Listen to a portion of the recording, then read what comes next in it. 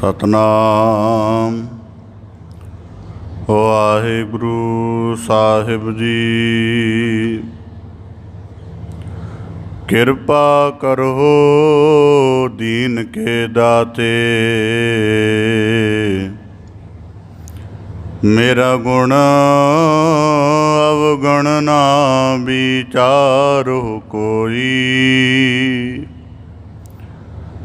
माटी का क्या तो पै स्वामी, मानस की गत एही।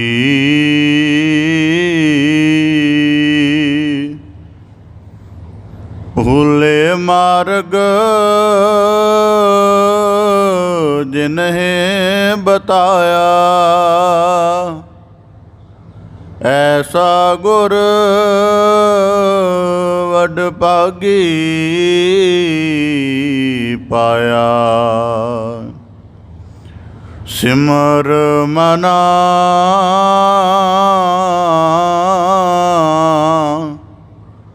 राम नाम चितारे, बस रहे हृदय गुर चरण प्यारे। काम क्रोध लोभ मोहे मन लीना,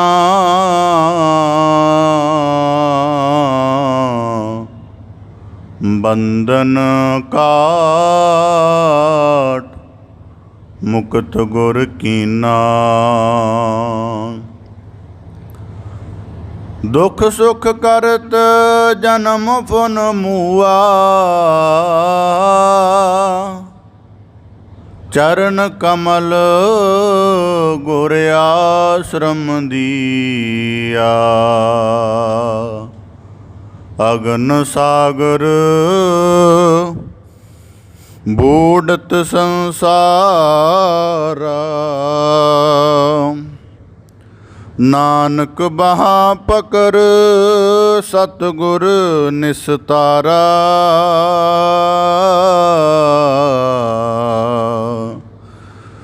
नारायण नरपत नमस्कार,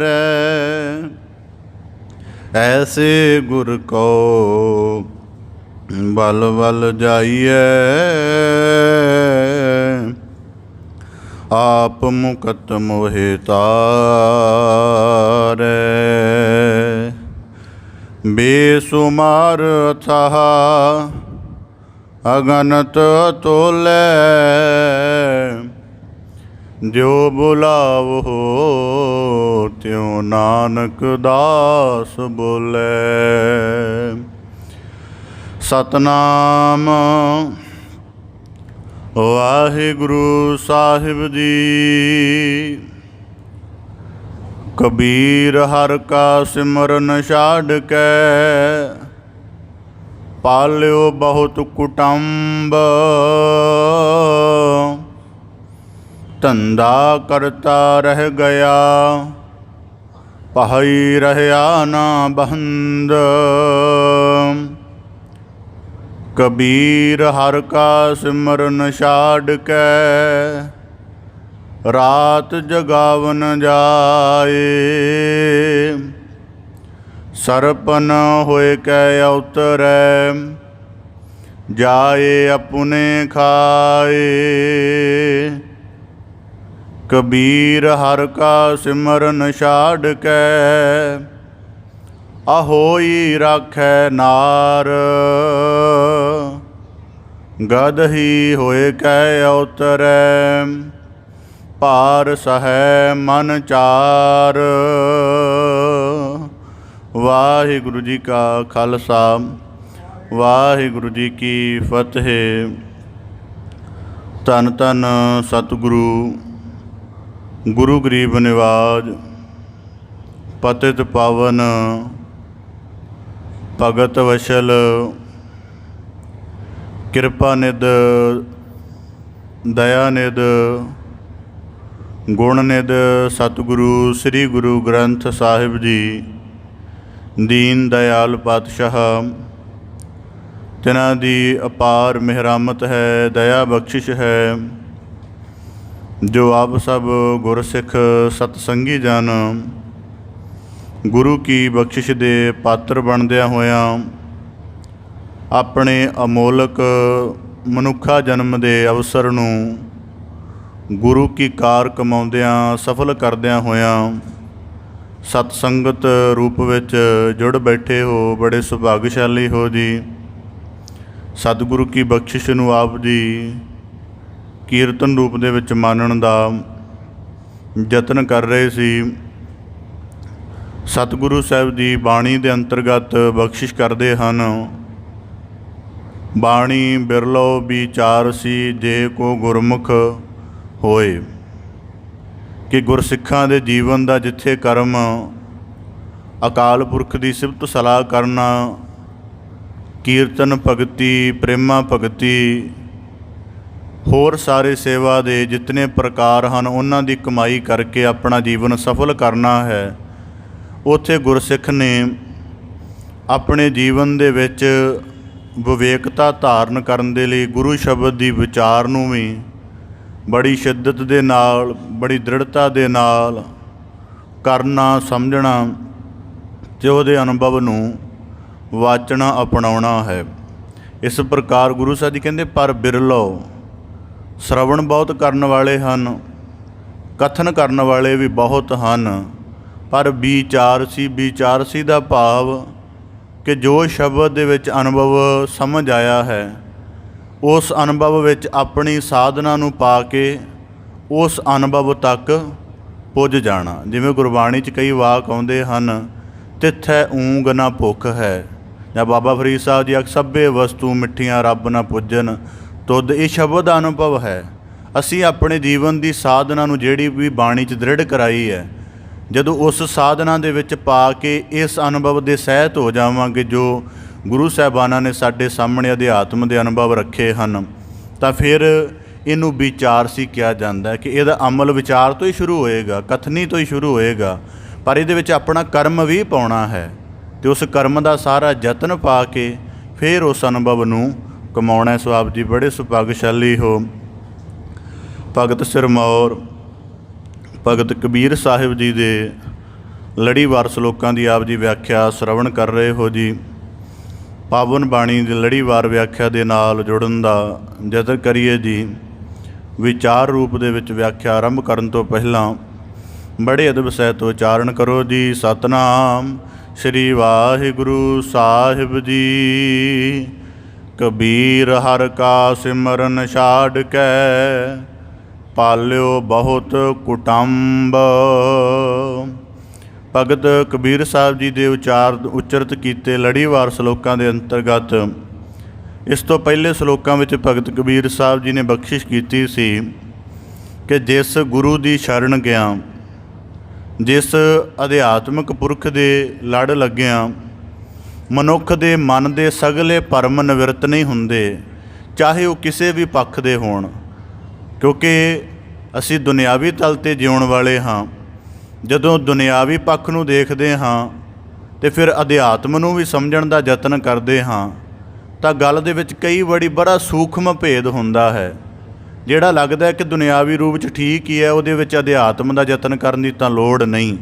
ਇਸ ਕਰਕੇ ਬੜੇ ਤਰ੍ਹਾਂ ਦਾ ਫਿਰ ਜੀਵ ਨੂੰ ਭਰਮ ਪੈਦਾ ਹੁੰਦਾ ਹੈ। ਉਹਦੀ ਸਾਧਨਾ ਬਾਰੇ, ਉਹਦੇ ਜਿਹੜੇ ਅੰਦਰਲੇ ਅਨੁਭਵ ਬਣਦੇ ਨੇ, ਜਾਂ ਜਿਹੜੇ ਉਹਦੇ ਮਨ 'ਚ ਮਾਇਆ ਦੇ ਪ੍ਰਭਾਵ ਕਰਕੇ ਡਗਮਗਾਉਣ ਵਾਲੀ ਸਥਿਤੀ ਬਣਦੀ ਹੈ, ਉਹਦੇ ਕਰਕੇ ਜੀਵ ਦੇ ਬੜੇ ਭਰਮ ਬਣਦੇ ਨੇ। ਅਤੇ ਭਗਤ ਕਬੀਰ ਸਾਹਿਬ ਜੀ ਕਹਿੰਦੇ, ਅਗਰ ਕੋਈ ਗੁਰੂ ਆਪਣੇ ਸਿੱਖ ਦੇ ਸਾਰੇ ਭਰਮ ਨਿਵਰਤ ਨਹੀਂ ਕਰਦਾ, ਤਾਂ ਉਸ ਗੁਰੂ ਦੇ ਸ਼ਰਨ ਜੁੜੇ ਰਹਿਣ ਦਾ, ਜਾਂ ਉਹਦੇ ਚਰਨਾਂ ਦੇ ਨਿਕਟ ਬੈਠੇ ਰਹਿਣ ਦਾ, ਜਾਂ ਉਹਨੂੰ ਗੁਰੂ ਕਹਿਣ ਦਾ ਕੋਈ ਖਾਸ ਅਰਥ ਨਹੀਂ ਹੈ। ਭਾਵ ਕਿ ਉਹਦੇ ਵਿੱਚ ਗੁਰੂ ਦੀ ਵੀ ਮਹੱਤਤਾ ਦ੍ਰਿੜ ਕਰਵਾਈ ਸੀ ਅਤੇ ਸਿੱਖ ਨੂੰ ਵੀ ਸੁਚੇਤ ਕਰਾਇਆ ਕਿ ਜੇ ਤੇਰੇ ਭਰਮ ਦੀ ਨਿਵਰਤੀ ਨਹੀਂ ਹੋ ਰਹੀ, ਤਾਂ ਤੈਨੂੰ ਉਸ ਨੂੰ ਗੁਰੂ ਕਹਿਣਾ ਯੋਗ ਨਹੀਂ। ਅਤੇ ਜਿਹੜਾ ਭਰਮ ਦੀ ਨਿਵਰਤੀ ਨਹੀਂ ਕਰ ਸਕਦਾ, ਉਹ ਪੂਰਨ ਅਰਥਾਂ ਦੇ ਵਿੱਚ ਗੁਰੂ ਵੀ ਨਹੀਂ। ਅਤੇ ਇਸੇ ਪ੍ਰਕਾਰ ਬਖਸ਼ਿਸ਼ ਕੀਤੀ ਸੀ ਕਿ ਮਨੁੱਖ ਸੰਸਾਰ ਦੇ ਵਿੱਚ ਬੜਾ ਕੁਝ ਪਰਦੇ ਅੰਦਰ ਕਰਨ ਦਾ ਯਤਨ ਕਰਦਾ ਹੈ। ਪਾਪ ਦੀ ਬਿਰਤੀ ਵੈਸੇ ਹੀ ਪਰਦੇ ਅੰਦਰ ਹੁੰਦੀ ਹੈ, ਕਿਉਂਕਿ ਹਿਰਦਾ ਮਨ ਬੁੱਧੀ ਸਭ ਅੰਦਰ ਨੇ ਅਤੇ ਅਦ੍ਰਿਸ਼ ਨੇ। ਤਾਂ ਉਸੇ ਪ੍ਰਕਾਰ ਮਨੁੱਖ ਪਾਪ ਕਰਦਾ ਹੈ। ਔਰ ਸਮੱਸਿਆ ਇਹ ਹੈ ਕਿ ਪਾਪ ਕਰਨ ਤੋਂ ਬਾਅਦ ਜੇ ਕਿਸੇ ਨੇ ਪਾਪ ਕਰਦਿਆਂ ਅਪਰਾਧ ਕਰਦਿਆਂ ਨਹੀਂ ਦੇਖਿਆ ਤਾਂ ਸਮਝਦਾ ਕਿ ਮੇਰਾ ਪਾਪ ਕਿਤੇ ਨੋਟ ਨਹੀਂ ਹੋਇਆ। ਪਰ ਕਿਤਾਬੇ ਮੀਰਦਾਦ ਦੇ ਹਵਾਲੇ ਨਾਲ ਕੱਲ੍ਹ ਆਪ ਜੀ ਨੂੰ ਦੱਸਿਆ ਸੀ ਕਿ ਉਹਦੇ ਵਿੱਚ ਦੱਸਿਆ ਗਿਆ ਕਿ ਕੋਈ ਵੀ ਕਰਮ ਜਿਹੜਾ ਕਰਨਾ ਹੈ, ਧਰਤੀ ਦੇ ਜਿਸ ਹਿੱਸੇ ਵਿੱਚ ਵੀ ਕਰ ਰਹੇ ਹੋ ਉੱਥੇ ਕੁਝ ਵੀ ਨਹੀਂ ਦੇਖ ਰਿਹਾ, ਪਰ ਧਰਤੀ ਦਾ ਜਿਹੜਾ ਉਹ ਹਿੱਸਾ ਹੈ ਉਹ ਸਦੀਵ ਪਿਆ ਹੈ ਅਤੇ ਉਹ ਤੁਹਾਡੇ ਕਰਮ ਦੀ ਗਵਾਹੀ ਨੂੰ ਆਕਾਸ਼ ਦੇ ਵਿੱਚ ਪ੍ਰਗਟ ਕਰ ਦੇਗਾ। ਬਾਬਾ ਫਰੀਦ ਸਾਹਿਬ ਜੀ ਨੇ ਇੱਕ ਵਾਕ ਆਉਂਦਾ, ਜਿਮੀ ਪੁਛੈ ਅਸਮਾਨ ਫਰੀਦਾ ਖੇਵਟ ਕਿੰਨ ਗਏ, ਕਿ ਜਿਹੜੀ ਜ਼ਮੀਨ ਹੈ ਇਹ ਆਕਾਸ਼ ਰੂਪ ਨੂੰ ਗਵਾਹੀ ਦਿੰਦੀ ਹੈ ਕਿ ਜਿਹੜੇ ਭੇਜੇ ਹੋਏ ਅਕਾਲ ਪੁਰਖ ਦੇ ਜੀਵ ਸਨ ਉਹਨਾਂ ਨੇ ਇੱਥੇ ਕਿਹੜੀ ਕਿਹੜੀ ਕਾਰ ਕਮਾਈ ਹੈ। ਜਿਵੇਂ ਉਦਾਹਰਨ ਦੇ ਤੌਰ 'ਤੇ ਇੱਥੋਂ ਅਸੀਂ ਆਪਣੀ ਜੋ ਵੀ ਸੇਵਾ ਦਾ ਕਾਲ ਪੂਰਾ ਕਰਕੇ ਚਲੇ ਜਾਈਏ ਤਾਂ ਇੱਥੇ ਕੋਈ ਪ੍ਰਭਾਵ ਵੀ ਤਾਂ ਛੱਡ ਕੇ ਜਾਵਾਂਗੇ, ਭਾਵੇਂ ਦੇ ਨਾ ਰਵੇ, ਸਾਡਾ ਕੁਝ ਕਮਾਇਆ ਇੱਥੇ ਕੁਝ ਵੀ ਨਾ ਰਵੇ, ਪਰ ਜਿਹੜੇ ਕੁਝ ਕਰਮ ਦੀ ਸਾਰ ਬਣੀ ਹੈ ਉਹ ਤਾਂ ਇੱਥੋਂ ਦੀ ਗਵਾਹੀ ਦੇਗੀ ਹੀ। ਤਾਂ ਭਗਤ ਕਬੀਰ ਸਾਹਿਬ ਜੀ ਕਹਿੰਦੇ ਮਤਾਂ ਕਿਤੇ ਰੱਖਣਾ, ਜਿਤਨੇ ਵੀ ਮਨੁੱਖ ਕਰਮ ਛੁਪਾ ਕੇ ਕਰਦਾ ਹੈ ਇਹ ਸਭ ਉਹਦੇ ਨਾਲ ਹੀ ਰਹਿੰਦੇ ਹਨ ਅਤੇ ਆਖਰ ਧਰਮ ਨੇਮ ਅਨੁਸਾਰ ਪ੍ਰਗਟ ਹੋ ਜਾਂਦੇ ਹਨ। ਬਖਸ਼ਿਸ਼ ਕਰਦੇ ਹਨ, ਕਬੀਰ ਹਰਿ ਕਾ ਸਿਮਰਨ ਛਾਡਿ ਕੈ ਪਾਲਿਓ ਬਹੁਤ ਕੁਟੰਬ। ਅਧਿਆਤਮ ਦੇ ਵਿੱਚ ਜਿਤਨੇ ਇਨਸਾਨ ਆਪਣੇ ਜੀਵਨ ਦੀ ਸਾਧਨਾ ਕਰਦੇ ਨੇ ਇਹਨਾਂ ਵਿੱਚੋਂ ਬਹੁਤ ਐਸੇ ਘੱਟ ਪ੍ਰਤੀਸ਼ਤ ਹੁੰਦੇ ਨੇ ਜਿਨ੍ਹਾਂ ਨੇ ਅਧਿਆਤਮ ਦੇ ਮਾਰਗ ਦੀ ਚੋਣ ਇੱਕ ਜੀਵਨ ਦੀ ਠੀਕ ਅਵਸਥਾ 'ਤੇ ਕਰ ਲਈ ਹੁੰਦੀ ਹੈ। ਨਹੀਂ ਤਾਂ ਆਮ ਤੌਰ 'ਤੇ ਬੰਦੇ ਦੀ ਜ਼ਿੰਦਗੀ ਪ੍ਰਚਲਿਤ ਜੀ ਸ਼ੈਲੀ ਬਣੀ ਹੋਈ ਹੈ, ਬਚਪਨ ਜਵਾਨੀ ਗ੍ਰਸਤ ਦੇ ਕਾਫੀ ਕਾਰਜ ਭਾਰ ਜ਼ਿੰਮੇਵਾਰੀਆਂ ਜਾਂ ਉਲਝਣਾਂ ਨੂੰ ਨਿਭਾ ਕੇ ਫਿਰ ਜਦੋਂ ਬੰਦਾ ਆਪਣੇ ਹਰ ਇੱਕ ਹਿੱਸੇ ਨੂੰ ਪੂਰੀ ਤਰ੍ਹਾਂ ਪ੍ਰਭਾਵਿਤ ਕਰ ਚੁੱਕਾ ਹੁੰਦਾ ਹੈ ਕਿ ਮਨ 'ਚ ਦਵੈਤ ਦਾਖਲ ਹੋ ਗਿਆ, ਚਿੱਤ ਦੇ ਵਿੱਚ ਇੰਨਾ ਮਾਇਆ ਦਾ ਦਖਲ ਹੈ ਕਿ ਫੁਰਨੇ ਟਿਕਦੇ ਹੀ ਨਹੀਂ, ਬੁੱਧੀ ਦੇ ਅੰਦਰ ਵੀ ਬੜਾ ਹਲਚਲ ਬਣੀ ਰਹਿੰਦੀ ਹੈ ਅਤੇ ਜੀਵਨ ਦੇ ਵਿੱਚ ਕੋਈ ਰਸ ਜਿਹੜੇ ਰਸ ਭੋਗਦੇ ਰਿਹਾ ਉਹ ਵੀ ਨਹੀਂ ਬਚਦੇ। ਫਿਰ ਮਨੁੱਖ ਦੀ ਨਿਰਾਸ਼ਾ ਕਈ ਵਾਰੀ ਉਹਨੂੰ ਅਧਿਆਤਮ ਵਾਲੇ ਪਾਸੇ ਲੈ ਜਾਂਦੀ ਹੈ। ਜੇ ਦੇਖੋ ਜਿਤਨੇ ਵੀ ਇਨਸਾਨ ਧਾਰਮਿਕ ਤਰਫ ਚੱਲਦੇ ਨੇ ਬਹੁਤ ਘੱਟ ਨੇ ਜਿਨ੍ਹਾਂ ਨੇ ਆਪਣੇ ਅਧਿਆਤਮ ਦੀ ਜਿਹੜੀ ਮਾਰਗ ਹੈ ਉਹਨੂੰ ਆਪਣੇ ਜੀਵਨ ਦੇ ਕਿਸੇ ਪਰਮ ਅਰਥ ਦੀ ਖੋਜ ਲਈ ਵਰਤਿਆ ਹੈ। ਬਹੁਤੇ ਤਾਂ ਇਸ ਕਰਕੇ ਹੀ ਗੁਰੂ ਸ਼ਰਨ ਜਾਂ ਅਧਿਆਤਮ ਦਾ ਮਾਰਗ ਚੁਣਦੇ ਨੇ ਕਿ ਹੁਣ ਜੀਵਨ 'ਚ ਕੋਈ ਰਸ ਨਹੀਂ ਬਾਕੀ ਰਿਹਾ ਅਤੇ ਹੁਣ ਉਸ ਥੱਕੇ ਟੁੱਟੇ ਜੀਵਨ ਦੇ ਵਿੱਚੋਂ ਕੋਈ ਰੱਬ ਦਾ ਰਸ ਭਾਲਣ ਦਾ, ਕੋਈ ਅਧਿਆਤਮਿਕ ਜੀਵਨ ਦਾ ਆਨੰਦ ਭਾਲਣ ਦੀ ਕੋਸ਼ਿਸ਼ ਕਰ ਰਹੇ ਨੇ। ਇਹ ਯਤਨ ਸੁਹਿਰਦ ਹੈ, ਚੰਗਾ ਹੈ, ਪਰ ਇਸ ਯਤਨ ਦੇ ਵਿੱਚ ਕਈ ਵਾਰੀ ਮਨੁੱਖ ਨੂੰ ਉਹਦਾ ਮੁਕਾਮ ਨਹੀਂ ਪ੍ਰਾਪਤ ਹੁੰਦਾ, ਕਿਉਂਕਿ ਜੀਵਨ ਦੀ ਜਿਹੜੀ ਅਸਲ ਐਨਰਜੀ ਹੈ ਜਾਂ ਜਦੋਂ ਜੀਵਨ ਦੀ ਜਿਹੜੀ ਕੁਦਰਤੀ ਤੌਰ 'ਤੇ ਇੱਕ ਤਾਜ਼ਗੀ ਰਵਾਨੀ ਬਣੀ ਹੁੰਦੀ ਹੈ, ਜਦੋਂ ਉਸ ਰਵਾਨੀ ਦੇ ਵਿੱਚ ਉਹ ਕਰਮ ਨਾ ਕੀਤਾ ਜਾਵੇ ਤਾਂ ਬਾਅਦ ਦੇ ਵਿੱਚ ਉਹ ਕਰਮ ਦੀ ਭਾਵਨਾ ਪੂਰੀ ਹੋ ਸਕਦੀ ਹੈ, ਪਰ ਉਸ ਕਰਮ ਨੂੰ ਕਰਨ ਦੇ ਲਈ ਜਿੰਨੀ ਸਾਧਨਾ ਦਰਕਾਰ ਹੈ ਉਹ ਮਨੁੱਖ ਕਈ ਵਾਰੀ ਨਹੀਂ ਕਰ ਸਕਦਾ। ਤਾਂ ਇਸ ਕਰਕੇ ਭਗਤ ਕਬੀਰ ਸਾਹਿਬ ਜੀ ਅੱਜ ਦੇ ਸ਼ਲੋਕ ਵਿੱਚ ਇਸ ਨੁਕਤੇ 'ਤੇ ਸਾਨੂੰ ਉਪਦੇਸ਼ ਬਖਸ਼ਿਸ਼ ਕਰਦੇ ਹਨ। ਦੁਨਿਆਵੀ ਤੌਰ 'ਤੇ ਸਮਝੀਏ, ਜੇ ਇੱਕ ਬੱਚੇ ਦੀ ਵਿੱਦਿਆ ਅਸੀਂ 3-4 ਸਾਲ ਦੀ ਉਮਰ 'ਚ ਸ਼ੁਰੂ ਕਰਦੇ ਹਾਂ ਜਾਂ ਤਾਂ ਫਿਰ ਇੱਕ ਅਧਿਆਤਮ ਜੀਵਨ ਜਿਹਦੀਆਂ ਪਤਾ ਨਹੀਂ ਕਿਤਨੀਆਂ ਗੁਹਜ ਰਮਜਾਂ ਨੇ ਤਾਂ ਉਹ ਸਮਝ ਵੀ ਆਉਣੀਆਂ, ਉਸ ਤੋਂ ਬਾਅਦ ਕਰਮ 'ਚ ਆਉਣੀਆਂ, ਆ ਜ਼ਿੰਦਗੀ ਲੱਗ ਜਾਂਦੀ ਹੈ। ਉਹਦੀ ਸ਼ੁਰੂਆਤ ਜ਼ਿੰਦਗੀ ਦਾ ਅੱਧਾ ਜਾਂ ਕਾਫੀ ਹਿੱਸਾ ਬਤੀਤ ਹੋਣ ਤੋਂ ਬਾਅਦ ਅਸੀਂ ਕਰਦੇ ਹਾਂ। ਤਾਂ ਭਗਤ ਕਬੀਰ ਸਾਹਿਬ ਜੀ ਬਖਸ਼ਿਸ਼ ਕਰਦੇ ਹਨ, ਕਬੀਰ ਹਰਿ ਕਾ ਸਿਮਰਨ ਛਾਡਿ ਕੈ। ਹੁਣ ਜਿਹਦੀ ਯਾਦ ਦੇ ਨਾਲ ਸਮੁੱਚਾ ਜੀਵਨ ਨਿਰਮਲ ਰਹਿਣਾ ਸੀ, ਜਿਸ ਅਕਾਲ ਪੁਰਖ ਪਰਮ ਹਸਤੀ ਦੀ ਯਾਦ ਦੇ ਨਾਲ ਜਿਹਦੀ ਉਸਤਤ ਦੇ ਨਾਲ ਜੀਵਨ ਸਮੁੱਚਾ ਨਿਰਮਲ ਰਹਿਣਾ ਸੀ ਅਤੇ ਜੀਵਨ ਨਿਰਭਾਰ ਰਹਿਣਾ ਸੀ, ਉਸ ਦੇ ਸਿਮਰਨ ਦਾ ਅਭਿਆਸ ਮਨੁੱਖ ਨੇ ਛੱਡ ਦਿੱਤਾ ਅਤੇ ਪਾਲਿਓ ਬਹੁਤ ਕੁਟੰਬ। ਇੱਥੇ ਜਿਹੜਾ ਪਾਲਿਓ ਬਹੁਤ ਕੁਟੰਬ ਦਾ ਮਤਲਬ ਨਿਸ਼ੇਧ ਨਹੀਂ ਹੈ, ਉਹਦਾ ਮਤਲਬ ਹੈ ਕਿ ਬਿਰਤੀ ਉਲਾਰ ਰਹੀ। ਉਲਾਰ ਦਾ ਮਤਲਬ ਇਹ ਹੈ ਕਿ ਜੀਵਨ ਦੀ ਦੋ ਤਰ੍ਹਾਂ ਦੀ ਚੋਣ ਸੀ ਕਿ ਚਿੱਤ ਦੇ ਅੰਦਰ ਸੰਸਾਰ ਦੇ ਦਖਲ ਨੂੰ ਵਧਾਇਆ ਜਾਏ ਕਿ ਨਿਰੰਕਾਰ ਦੀ ਯਾਦ ਨੂੰ, ਪਰ ਕਹਿੰਦੇ ਇਹ ਉਲਾਰ ਹੋ ਗਿਆ। ਜਿਵੇਂ ਉਦਾਹਰਨ ਦੇ ਤੌਰ 'ਤੇ ਦੁਨੀਆ ਵਿੱਚ ਅਸੀਂ ਵਸਤਾਂ ਤੋਲਦੇ ਹਾਂ ਅਤੇ ਜੇ ਦੋਵੇਂ ਪੱਲੜੇ ਬਰਾਬਰ ਨਾ ਹੋਣ ਤਾਂ ਕੋਈ ਵਸਤ ਪੂਰੀ ਨਹੀਂ ਤੁਲਦੀ।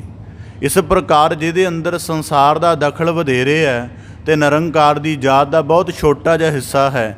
ਇਹਦਾ ਮਤਲਬ ਉਹ ਜੀਵਨ ਉਲਾਰ ਵਿੱਚ ਜਿਉ ਰਿਹਾ ਹੈ। ਤਾਂ ਭਗਤ ਕਬੀਰ ਸਾਹਿਬ ਜੀ ਕਹਿੰਦੇ ਹਰ ਕਾ ਸਿਮਰਨ ਛੱਡ ਕੇ ਪਾਲਿਓ ਬਹੁਤ ਕੁਟੰਬ। ਜੀਵਨ ਦਾ ਪਰਮ ਜਿਹੜਾ ਕਾਰਜ ਉਹਨੂੰ ਛੱਡ ਦਿੱਤਾ, ਪ੍ਰਭੂ ਦੀ ਯਾਦ ਨੂੰ, ਜਿਹਦੇ ਅਭਿਆਸ ਨਾਲ ਮਨੁੱਖ ਦਾ ਸਭ ਕੁਝ ਨਿਰਮਲ ਰਹਿਣਾ ਸੀ, ਉਹਦਾ ਇੱਕ ਟਿਕਿਆ ਰਹਿਣਾ ਸੀ, ਉਸ ਨੂੰ ਛੱਡ ਕੇ ਪਾਲਿਓ ਬਹੁਤ ਕੁਟੰਬ। ਤੇ ਆਪਣੇ ਕੁਟੰਬ ਦੀ ਜਿਹੜੀ ਪਰਵਰਿਸ਼ ਹੈ ਉਹਦੇ ਵਿੱਚ ਲੱਗ ਗਿਆ। ਕੁਟੰਬ ਸ਼ਬਦ ਵਰਤਿਆ ਜਾਂਦਾ ਹੈ ਵੈਸੇ ਜਿੱਥੇ ਬਹੁਤ ਜੁੜੇ ਦਾ ਸਮੂਹ ਪਰਿਵਾਰ ਲਈ ਵੀ ਵਰਤਿਆ ਜਾਂਦਾ ਵੈਸੇ, ਪਰ ਇਹਨੂੰ ਜੇ ਇੱਕ ਠੀਕ ਅਰਥਾਂ ਵਿੱਚ ਸਮਝਣਾ ਹੋਵੇ ਤਾਂ ਜਿਵੇਂ ਇੱਕ ਸ਼ਹਿਦ ਦੀਆਂ ਮੱਖੀਆਂ ਇੱਕ ਛੱਤੇ ਵਿੱਚ ਵਾਸ ਕਰਦੀਆਂ ਨੇ ਔਰ ਬਹੁਤ ਜ਼ਿਆਦਾ ਜੁੜੀਆਂ ਹੁੰਦੀਆਂ ਨੇ ਇੱਕ ਦੂਜੇ ਦੇ ਨਾਲ, ਉਹਨਾਂ ਦੇ ਉਹ ਸ਼ਹਿਦ ਇਕੱਠੇ ਕਰਨ ਵਾਲੇ ਖਾਨੇ ਵੀ ਬਹੁਤ ਨਿਕਟ ਜੁੜੇ ਹੁੰਦੇ ਨੇ, ਕੋਈ ਫਰਕ ਨਹੀਂ ਹੁੰਦਾ। ਤਾਂ ਇਸੇ ਪ੍ਰਕਾਰ ਫਿਰ ਕੁਟੰਬ ਸ਼ਬਦ ਤਾਂ ਵਰਤਿਆ ਹੈ ਕਿ ਜਿਵੇਂ ਸ਼ਹਿਦ ਦੀ ਮੱਖੀ ਹਜ਼ਾਰਾਂ ਫੁੱਲਾਂ ਤੋਂ ਰਸ ਚੂਸ ਕੇ ਆਪਣੀ ਜ਼ੁਬਾਨ 'ਚ ਰੱਖ ਕੇ ਫਿਰ ਉਹ ਛੱਤੇ ਅੰਦਰ ਇਕੱਠਾ ਕਰਦੀ ਹੈ, ਤਾਂ ਹੁੰਦਾ ਕੀ ਹੈ ਕਿ ਉਹ ਬੜੇ ਸਾਲਾਂ ਦੇ, ਮੈਂ ਕਿਸੇ ਜਗ੍ਹਾ ਪੜ੍ਹਿਆ ਸੀ ਕਿ 14,000 ਫੁੱਲਾਂ ਤੋਂ 1 ਗ੍ਰਾਮ ਸ਼ਹਿਦ ਦਾ ਰਸ ਚੂਸਦੀ ਹੈ ਸ਼ਹਿਦ ਦੀ ਮੱਖੀ। ਇੰਨਾ ਯਤਨ ਕਰਕੇ ਉਹ ਸ਼ਹਿਦ ਇਕੱਠਾ ਕਰਦੀ ਹੈ ਔਰ ਕਿੰਨੀਆਂ ਵੱਡੀ ਗਿਣਤੀ ਵਿੱਚ ਹੁੰਦੀਆਂ ਨੇ ਔਰ ਕਿੰਨੇ ਸਮੇਂ ਦੀ ਮਿਹਨਤ ਹੁੰਦੀ ਹੈ ਉਹਨਾਂ ਦੀ। ਪਰ ਜਿਹੜਾ ਮੱਖਿਆਲ ਮੱਖੀਆਂ ਉਡਾਉਣ ਵਾਲਾ ਹੁੰਦਾ ਹੈ, ਥੋੜ੍ਹਾ ਜਿਹਾ ਧੂੰਆਂ ਲਗਾਉਂਦਾ ਹੈ, ਉੱਡ ਜਾਂਦੀਆਂ ਨੇ ਤਾਂ ਸ਼ਹਿਦ ਦਾ ਜਿਹੜਾ ਛੱਤਾ ਨਿਚੋੜ ਕੇ ਲੈ ਜਾਂਦਾ ਹੈ। ਇਸੇ ਪ੍ਰਕਾਰ ਭਗਤ ਕਬੀਰ ਸਾਹਿਬ ਜੀ ਕਹਿੰਦੇ ਕਬੀਰ ਹਰ ਕਾ ਸਿਮਰਨ ਛੱਡ ਕੇ। ਹੁਣ ਜੇ ਪ੍ਰਭੂ ਦੀ ਯਾਦ ਦੇ ਵਿੱਚ ਲੀਨ ਰਹਿੰਦਾ ਅਤੇ ਆਪਣੇ ਗਿਆਨ ਦੇ ਜੀਵਨ ਨੂੰ ਪ੍ਰਮੁੱਖ ਰੱਖਦਾ ਤਾਂ ਫਿਰ ਕੀ ਹੋਣਾ ਸੀ। ਪਾਲਿਓ ਬਹੁਤ ਕੁਟੰਬ ਦਾ ਨੁਕਤਾ ਬਾਅਦ ਦੇ ਵਿੱਚ ਸਾਂਝਾ ਕਰਾਂਗਾ। ਹਰ ਕੇ ਸਿਮਰਨ ਛਾੜ ਵਾਲੀ ਗੱਲ ਆਪਦੇ ਸਨਮੁਖ ਪਹਿਲਾਂ ਰੱਖਦਿਆਂ, ਜੇ ਪ੍ਰਭੂ ਦੀ ਯਾਦ ਵਿੱਚ ਲੀਨ ਰਹਿੰਦਾ ਤਾਂ ਜੀਵਨ ਦੇ ਪਹਿਲੇ ਹਿੱਸੇ ਵਿੱਚ ਹੀ ਸਮਝ ਆ ਜਾਣੀ ਸੀ ਕਿ ਠੀਕ ਹੈ ਕਿ ਮੇਰੇ ਜੀਵਨ ਨੂੰ ਸੁਹਾਵਣਾ ਬਣਾਉਣ ਦੇ ਲਈ ਸੰਬੰਧੀ ਪੈਦਾ ਕੀਤੇ ਨੇ, ਇਹਨਾਂ ਸੰਬੰਧੀਆਂ ਨੂੰ ਮੇਰੀ ਵੀ ਲੋੜ ਹੈ, ਮੈਨੂੰ ਇਹਨਾਂ ਦੀ ਲੋੜ ਹੈ ਜੀਵਨ ਦਾ ਆਮ ਬਸਰ ਕਰਨ ਦੇ ਲਈ।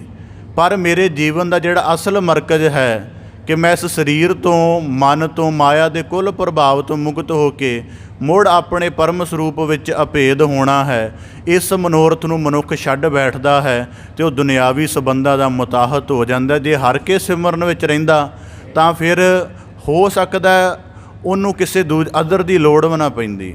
ਹੁਣ ਜਦੋਂ ਗੁਰਬਾਣੀ 'ਚ ਅਸੀਂ ਵਾਕ ਪੜ੍ਹਦੇ ਹਾਂ ਕਿ ਭਗਤ ਇਕੱਲਾ ਰਹਿੰਦਾ ਹੈ ਜਾਂ ਸੰਤ ਸਮੂਹ ਨਹੀਂ ਭਾਲਦਾ, ਜਾਂ ਜਿਹੜਾ ਵੱਡੇ ਰੱਬੀ ਪੁਰਖ ਹਨ ਉਹ ਬਹੁਤ ਵੱਡੀ ਭੀੜ ਨਹੀਂ ਚਾਹੁੰਦੇ, ਇੱਥੋਂ ਤੱਕ ਕਿ ਉਹ ਆਪਣੀ ਇਕੱਲਤਾ ਵਿੱਚ ਜਿਉਂਦੇ ਨੇ। ਜੇ ਹਰੀ ਕਾ ਸਿਮਰਨ ਲੱਗਾ ਰਹਿੰਦਾ ਤਾਂ ਹੋ ਸਕਦਾ ਦੁਨਿਆਵੀ ਸੰਬੰਧਾਂ ਦੇ ਵਿੱਚ ਬਹੁਤਾ ਖਚਤ ਨਾ ਪੈਣਾ ਹੁੰਦਾ, ਆਪਣੀ ਹੋਂਦ ਨੂੰ ਆਪੇ ਹੀ ਮਾਣ ਲੱਗ ਪੈਂਦਾ। ਕਿਵੇਂ? ਕਿਉਂਕਿ ਜੀਵਨ ਦੇ ਵਿੱਚ ਕੀਰਤਨ ਦੀ ਧੁਨ ਹੋਣੀ ਸੀ, ਜੀਵਨ ਦੇ ਵਿੱਚ ਗਿਆਨ ਦੇ ਨੁਕਤੇ ਹੋਣੇ ਸੀ ਅਤੇ ਬ੍ਰਹਿਮੰਡ ਦੇ ਵਿੱਚ ਰਹਿ ਕੇ ਪਰਮੇਸ਼ਰ ਦੀ ਸਗਲੀ ਕਾਇਨਾਤ ਨੂੰ ਮੰਨਣਾ ਸੀ, ਕਿਸੇ ਦੂਜੇ ਦੀ ਲੋੜ ਹੀ ਨਹੀਂ ਸੀ ਪੈਦਾ ਹੋਣੀ। ਤਾਂ ਇਸੇ ਪ੍ਰਕਾਰ ਭਗਤ ਕਬੀਰ ਸਾਹਿਬ ਜੀ ਕਹਿੰਦੇ ਪਰ ਪਹਿਲਾ ਨੁਕਤਾ ਇਹ ਕਿ ਹਰੀ ਕਾ ਸਿਮਰਨ ਛੱਡ ਕਰਕੇ ਆਪਣੇ ਪਰਮ ਸਰੂਪ ਨੂੰ ਭੁੱਲ ਗਿਆ ਅਤੇ ਸਰੀਰਕ ਤਲ 'ਤੇ ਆ ਗਿਆ। ਅਤੇ ਹੁਣ ਸਰੀਰਕ ਤਲ 'ਤੇ ਜਿਹੜੀ ਸੈਂਸ ਬਣੀ ਹੈ ਉਹਨੇ ਕਿਹਾ ਕਿ ਤੇਰੇ ਜੀਵਨ ਨੂੰ ਸੁਹਾਵਣਾ ਬਣਾਉਣ ਦੇ ਲਈ ਅਦਰ ਚਾਹੀਦਾ ਹੈ। ਫਿਰ ਅਦਰ ਦੇ ਵਿੱਚੋਂ ਹੀ ਆਪਣੇ ਜੀਵਨ ਦਾ ਰਸ ਲੱਭਣਾ ਸ਼ੁਰੂ ਕਰ ਦਿੱਤਾ। ਫਿਰ ਉਹਦੀ ਆਪਣੇ ਰਸ ਦੇ ਲਈ ਉਹਦੇ ਹਿੱਤ ਪੂਰੇ ਕਰਨੇ ਸ਼ੁਰੂ ਕਰ ਦਿੱਤੇ। ਤਾਂ ਭਗਤ ਕਬੀਰ ਸਾਹਿਬ ਜੀ ਕਹਿੰਦੇ ਫਿਰ ਪਾਲਿਓ ਬਹੁਤ ਕੁਟੰਬ। ਫਿਰ ਇਹ ਸਿਲਸਿਲਾ ਬੜਾ ਚੱਲਦਾ ਗਿਆ, ਪਹਿਲਾ ਨੁਕਤਾ। ਦੂਜਾ ਨੁਕਤਾ ਇਹ ਹੈ ਕਿ ਜਦੋਂ ਮਨੁੱਖ ਹਰੀ ਸਿਮਰਨ ਛੱਡ ਬੈਂਦਾ ਹੈ ਉਦੋਂ ਜੀਵਨ ਦੀ ਅਸਲੀਅਤ ਨੂੰ ਭੁੱਲ ਜਾਂਦਾ ਹੈ। ਕਿ ਜੀਵਨ ਦੀ ਅਸਲੀਅਤ ਦਾ ਭਾਵ ਕਿ ਜਿਹੜਾ ਜੀਵਨ ਆਰੰਭ ਹੋਇਆ ਹੈ ਇਹ ਸਮਾਪਤੀ ਦੇ ਕਿਸੇ ਹਿੱਸੇ ਵੱਲ ਵੱਧ ਰਿਹਾ ਹੈ, ਪਰ ਮਨੁੱਖ ਹਰੀ ਸਿਮਰਨ ਛੱਡ ਕੇ ਇਸ ਗੱਲ ਤੋਂ ਅਣਜਾਣ ਹੋ ਜਾਂਦਾ ਹੈ ਅਤੇ ਪਾਲਿਓ ਬਹੁਤ ਕੁਟੰਬ ਨੂੰ ਪ੍ਰਮੁੱਖਤਾ ਦੇਣ ਲੱਗ ਪੈਂਦਾ ਹੈ। ਇਹ ਦੋ ਨੁਕਤਿਆਂ ਕਰਕੇ ਮਨੁੱਖ ਹਰੀ ਸਿਮਰਨ ਛੱਡਦਾ। ਤਾਂ ਭਗਤ ਕਬੀਰ ਸਾਹਿਬ ਜੀ ਕਹਿੰਦੇ ਪਾਲਿਓ ਬਹੁਤ ਕੁਟੰਬ, ਇਹਦਾ ਪਹਿਲਾ ਭਾਵ ਇਹ ਹੈ ਜਿਹਨੇ ਰੱਬੀ ਯਾਦ ਨੂੰ ਛੱਡ ਦਿੱਤਾ। ਕਿਉਂਕਿ ਆਰੰਭ ਦੇ ਵਿੱਚ ਨੁਕਤਾ ਸੀ ਕਿ ਮਨੁੱਖ ਦੇ ਪਾਸ ਚੋਣ ਹੈ। ਬਾਜ਼ਾਰ ਵਿੱਚ ਜਾਂਦੇ ਹਾਂ, ਚੋਣ ਹੈ ਸਾਡੀ, ਕਿਤਨੀ ਸਾਡੇ ਕੋਲੋਂ ਪੂੰਜੀ ਹੈ, ਕਿਸ ਤਰ੍ਹਾਂ ਦੀ ਵਸਤ ਖਰੀਦਣੀ ਹੈ। ਦੁਕਾਨਾਂ ਸਭ ਤਰ੍ਹਾਂ ਦੀ ਕੁਆਲਿਟੀ, ਕੀਮਤਾਂ ਮੌਜੂਦ ਨੇ। ਇਸੇ ਪ੍ਰਕਾਰ ਮਨੁੱਖ ਦੀ ਚੋਣ ਹੈ, ਪਰ ਉਸ ਚੋਣ ਦੇ ਵਿੱਚ ਮਨੁੱਖ ਦੀ ਗਿਆਨ ਵੀ ਤਾਂ ਹੋਣਾ ਚਾਹੀਦਾ। ਗੁਰਬਾਣੀ 'ਚ ਆਉਂਦਾ ਅਕਲੀ ਸਾਹਿਬ ਸੇਵੀ ਹੈ, ਉਹਦੇ ਵਿੱਚ ਮਨੁੱਖ ਦੀ ਗਿਆਨ ਵਿਵੇਕ ਸ਼ਾਮਲ ਹੋਣਾ ਚਾਹੀਦਾ। ਤਾਂ ਭਗਤ ਕਬੀਰ ਸਾਹਿਬ ਜੀ ਕਹਿੰਦੇ ਪਾਲਿਓ ਬਹੁਤ ਕੁਟੰਬ। ਇੱਕ ਜੀਵਨ ਦਾ ਰਸ ਸੀ ਗਰਭ ਕਾਲ ਦੇ ਵਿੱਚ ਪ੍ਰਭੂ ਦੀ ਯਾਦ ਸਦਕਾ ਕਠਿਨ ਸਮਾਂ ਵੀ ਸੁਹਾਵਣਾ ਪ੍ਰਤੀਤ ਹੋਇਆ। ਉਸ ਰਸ ਨੂੰ ਮਨੁੱਖ ਨੇ ਮਾਣਿਆ, ਸਿਮਰਨ ਦੀ ਅਵਸਥਾ ਨੂੰ ਮਾਣਿਆ। ਉਹਨੂੰ ਸੰਸਾਰ ਦੇ ਵਿੱਚ ਆ ਕੇ ਬਰਕਰਾਰਤਾ ਵਿੱਚ ਰੱਖਣਾ ਸੀ। ਉਹਦੇ ਭਾਵਾਂ ਨੂੰ ਵਿਸਰ ਗਿਆ ਕਿਉਂਕਿ ਲਿਵ ਹੀ ਛੁੜਕ ਗਈ ਹੈ। ਤਾਂ ਫਿਰ ਮਨੁੱਖ ਨੇ ਕੀ ਕੀਤਾ ਕਿ ਉਹਦੀ ਕੰਸੈਪਸ਼ਨ ਜਾਂ ਉਹਦਾ ਜਿਹੜਾ ਪ੍ਰਭਾਵ ਹੈ ਉਹ ਦੂਜਿਆਂ ਦੇ ਵਿੱਚੋਂ ਲੱਭਣਾ ਸ਼ੁਰੂ ਕਰ ਦਿੱਤਾ ਹੈ। ਇਸ ਕਰਕੇ ਪਾਲਿਓ ਬਹੁਤ ਕੁਟੰਬ ਫਿਰ ਜਵਾਨੀ ਦੇ ਵਿੱਚ ਮਾਇਆ ਦੇ ਪ੍ਰਭਾਵ ਕਰਕੇ ਵਕਾਰ ਦਖਲ ਦਿੰਦੇ ਨੇ ਅਤੇ ਵਕਾਰਾਂ ਦੇ ਸਮੂਹ ਨੂੰ ਪਾਲਦਾ ਹੈ। ਮੈਂ ਬੜੀ ਵਾਰੀ ਕਈ ਵਾਰੀ ਜਦ ਕੁਝ ਅਧਿਐਨ ਕਰੀਦਾ ਤਾਂ ਅਸੀਂ ਤਾਂ 5 ਹੀ ਗਿਣਦੇ ਆ ਨਾ। ਅੱਜੇ 5 ਵਕਾਰਾਂ ਦੀਆਂ 5 ਪ੍ਰਕਿਰਤੀਆਂ, 5 ਪ੍ਰਕਿਰਤੀਆਂ ਦੇ ਅੱਗੇ 5 ਬਿਰਤੀਆਂ ਦੇ ਅੱਗੇ 10 ਗੁਣ। ਇੰਨਾ ਜ਼ਿਆਦਾ ਉਹਨਾਂ ਦਾ ਬਾਰੀਕ ਉਹਨਾਂ ਨੇ ਬਣਾਇਆ ਹੋਇਆ। ਤਾਂ ਇਸੇ ਪ੍ਰਕਾਰ ਭਗਤ ਕਬੀਰ ਸਾਹਿਬ ਜੀ ਕਹਿੰਦੇ ਪਾਲਿਓ ਬਹੁਤ ਕੁਟੰਬ। ਇੱਕ ਪਾਸੇ ਸੀ ਕਿ ਪ੍ਰਭੂ ਦੀ ਯਾਦ ਨੂੰ ਹਿਰਦੇ 'ਚ ਵਸਾਉਣਾ ਸੀ ਅਤੇ ਵਕਾਰਾਂ ਦੀ ਅਗਨ ਸ਼ਾਂਤ ਰਹਿਣੀ ਸੀ। ਇੱਕ ਪਾਸੇ ਉਹਨੂੰ ਨਾ ਵਸਾਉਣ ਕਰਕੇ ਹੁਣ ਵਕਾਰਾਂ ਦਾ ਪਰਿਵਾਰ ਪਹਿਲਾਂ 5 ਜੀ ਪੈਦਾ ਹੋਏ, ਅੱਗੇ ਉਹਨਾਂ ਦੇ ਕਈ ਨਿੱਕੇ ਨਿੱਕੇ ਹਿੱਸੇ ਪੈਦਾ ਹੋ ਰਹੇ ਨੇ ਅਤੇ ਹੁਣ ਉਹਨਾਂ ਨੂੰ ਪੂਰਤੀ ਕਰਨ ਦੇ ਵਿੱਚ ਲੱਗਾ ਹੋਇਆ। ਜਿਤਨੀ ਜੀਵਨ ਦੀ ਊਰਜਾ ਪੈਦਾ ਹੁੰਦੀ ਹੈ, ਚਾਹੇ ਉਹ ਭੋਜਨ ਕਰਕੇ ਜਾਂ ਜਿਵੇਂ ਵੀ, ਉਸ ਸਾਰੀ ਊਰਜਾ ਦਾ ਇੱਕ ਉੱਚਾ ਪ੍ਰਯੋਗ ਬਣਾਉਣ ਦੀ ਬਜਾਏ ਉਸ ਸਾਰੀ ਊਰਜਾ ਨੂੰ ਵਕਾਰਾਂ ਦਾ ਕੁਟੰਬ ਪਾਲਣ ਦੇ ਵਿੱਚ ਲੱਗ ਰਿਹਾ। ਤਾਂ ਭਗਤ ਕਬੀਰ ਸਾਹਿਬ ਜੀ ਕਹਿੰਦੇ ਧੰਦਾ ਕਰਤਾ ਰਹਿ ਗਿਆ ਅਤੇ ਇਹ ਵਕਾਰਾਂ ਦਾ ਗੁਲਾਮ ਹੋਇਆ। ਜਿਵੇਂ ਧੰਦਾ ਕਰਦਿਆਂ ਕੀ ਹੈ ਕਿ ਮਜ਼ਦੂਰ ਨੂੰ ਕੋਈ ਉਸਾਰੀ 'ਤੇ ਲਾਉਂਦਾ ਹੈ ਤਾਂ ਠੀਕ ਹੈ ਕਿ ਉਹਦੀ ਇਵਜ਼ ਦਿੰਦਾ ਹੈ, ਉਹਨੂੰ 500-600 ਰੁਪਇਆ ਇੱਕ ਦਿਨ ਦਾ ਜੋ ਵੀ ਹੈ, ਪਰ ਉਹਦੀ ਇਵਜ਼ ਦੇ ਵਿੱਚ ਉਹਦੇ ਜੀਵਨ ਦੇ ਕਿੰਨੇ ਹਿੱਸੇ ਉਹਦੀ ਮਿਹਨਤ ਦੇ ਨਾਲ ਕਮਜ਼ੋਰ ਹੋ ਗਏ ਨੇ ਜਾਂ ਨਕਾਰਾ ਹੋ ਰਹੇ ਨੇ। ਇਸ ਗੱਲ ਦੀ ਜਿਹੜੀ ਫਿਕਰ ਹੈ ਉਹ ਸਾਰੀ ਕਰਵਾਉਣ ਦਾ ਪੈਸੇ ਦੇਣ ਵਾਲਾ ਨਹੀਂ ਕਰਦਾ। ਉਹਨੂੰ ਤਾਂ ਸਿਰਫ ਉਹ ਆਪਣੀ ਇੱਕ ਕਿਰਤ ਦੇ ਨਾਲ ਮਤਲਬ ਹੈ, ਪਰ ਉਸ ਕਿਰਤ ਦੇ ਵਿੱਚ ਉਹਦਾ ਕਿੰਨਾ ਜੀਵਨ ਖਚਿਤ ਹੋ ਗਿਆ, ਭਾਵ ਉਹਦੀ ਨਜ਼ਰ, ਉਹਦਾ ਸਾਰਾ ਕੁਝ, ਇਸ ਗੱਲ ਦੀ ਪਰਵਾਹ ਨਹੀਂ ਕਰਦਾ। ਇਸੇ ਪ੍ਰਕਾਰ ਵਕਾਰ ਇਸ ਗੱਲ ਦੀ ਪਰਵਾਹ ਨਹੀਂ ਕਰਦੇ ਕਿ ਬੰਦੇ ਦੇ ਗਿਆਨ ਇੰਦਰੇ, ਕਰਮ ਇੰਦਰਿਆਂ ਦਾ ਤੇਜ ਕਿੰਨਾ ਘਟ ਗਿਆ ਹੈ। ਬਸ ਉਹਨਾਂ ਨੇ ਆਪਣਾ ਨੀਚ ਰਸਤੇ ਦੇ ਕੋਲੋਂ ਭੁਗਤਾਉਣਾ ਹੈ ਅਤੇ ਇਹਨੂੰ ਕਿਹਾ ਜਾਂਦਾ ਧੰਦਾ। ਤਾਂ ਭਗਤ ਕਬੀਰ ਸਾਹਿਬ ਜੀ ਕਹਿੰਦੇ ਧੰਦਾ ਕਰਤਾ ਰਹਿ ਗਿਆ, ਭਾਈ ਰਿਹਾ ਨਾ ਬੰਦ। ਜਿਹੜੇ ਵਕਾਰਾਂ ਨੂੰ ਸੰਗੀ ਸਾਥੀ ਬਣਾਇਆ, ਭਾਈ ਦਾ ਭਾਵ ਨਿਕਟ ਵਰਤੀ, ਕਹਿੰਦੇ ਨਾ ਉਹ ਟਿੱਕੇ ਰਹੇ ਅਤੇ ਨਾ ਹੀ ਉਹਨਾਂ ਜੀਵਨ ਦੇ ਵਿੱਚ ਕੋਈ ਬੰਦ ਲਗਾਇਆ, ਭਾਵ ਕਿ ਇਸ ਜੀਵਨ ਦੇ ਵਿੱਚ ਕਿਸੇ ਸਫਲਤਾ ਦੇ ਸਹਿਤ ਹੋਣ ਦਿੱਤਾ। ਇਹ ਪਹਿਲਾ ਭਾਵ। ਦੂਜਾ ਭਾਵ ਆਪਦੇ ਸਨਮੁਖ ਅਰਜ ਕਰਾਂ। ਭਗਤ ਕਬੀਰ ਸਾਹਿਬ ਜੀ ਕਹਿੰਦੇ ਕਬੀਰ ਹਰ ਕਾ ਸਿਮਰਨ ਛਾੜ ਕੇ ਪਾਲਿਓ ਬਹੁਤ ਕੁਟੰਬ। ਪਹਿਲਾਂ ਇੱਕ ਸੀ ਕਿ ਕੁਦਰਤੀ ਜਿਹੜੇ ਵਿਧਾਨ ਮਿਲੇ ਨੇ, ਜਿਹੜੇ ਜੀਵਨ ਨੂੰ ਸੁਹਾਵਣਾ ਬਣਾਉਣ ਦੇ ਲਈ, ਮਾਤਾ ਪਿਤਾ ਭੈਣ ਭਰਾ, ਇਹ ਕੁਟੰਬ ਮਿਲਿਆ। ਇੱਕ ਜੀਵਨ ਦਾ ਹਿੱਸਾ ਹੈ ਕਿ ਇਹਨਾਂ ਸਾਰਿਆਂ ਦਾ ਪ੍ਰਤਪਾਲਕ ਅਕਾਲ ਪੁਰਖ ਹੈ। ਇੱਕ ਜੀ ਗਿਆਨ ਦੀ ਗੱਲ ਇਹ ਹੈ, ਪਰ ਇਸ ਗੱਲ ਨੂੰ ਜਾਣ ਕੇ ਵੀ ਜਾਂ ਇਸ ਗੱਲ ਨੂੰ ਬੁੱਝ ਕੇ ਵੀ ਉਹਨਾਂ ਦੀ ਇੱਕ ਚਿੰਤਾ ਦੇ ਵਿੱਚ ਗ੍ਰਸਤ ਰਿਹਾ ਅਤੇ ਜਿਸ ਕੇਂਦਰ 'ਤੇ ਅਕਾਲ ਪੁਰਖ ਨੇ ਪ੍ਰਮੁੱਖ ਬਣਨਾ ਸੀ, ਉਹਦੀ ਕਿਰਪਾ ਨੂੰ ਕੱਢ ਕੇ, ਉਹਦੀ ਹਸਤੀ ਨੂੰ ਕੱਢ ਕੇ ਅਤੇ ਆਪ ਸੈਂਟਰ ਬਣ ਗਿਆ। ਜਿਵੇਂ ਦੁਨੀਆ ਦੇ 100 ਪਰਿਵਾਰ ਇਕੱਠਾ ਕਰ ਲਓ ਅਤੇ ਉਹਨਾਂ 'ਚੋਂ 90 ਪਰਿਵਾਰਾਂ ਦੇ ਮੁਖੀਆਂ ਨੂੰ ਇਹੀ ਲੱਗਦਾ ਕਿ ਮੇਰਾ ਪਰਿਵਾਰ ਮੇਰੇ ਕਰਕੇ ਚੱਲ ਰਿਹਾ ਹੈ। 90 ਬੰਦੇ ਪਰਮੇਸ਼ਰ ਦੀ ਜਗ੍ਹਾ ਆਪ ਸੈਂਟਰ ਬਣੇ ਹੋਏ ਨੇ ਕਿ ਮੇਰੇ ਕਰਕੇ ਚੱਲ ਰਿਹਾ।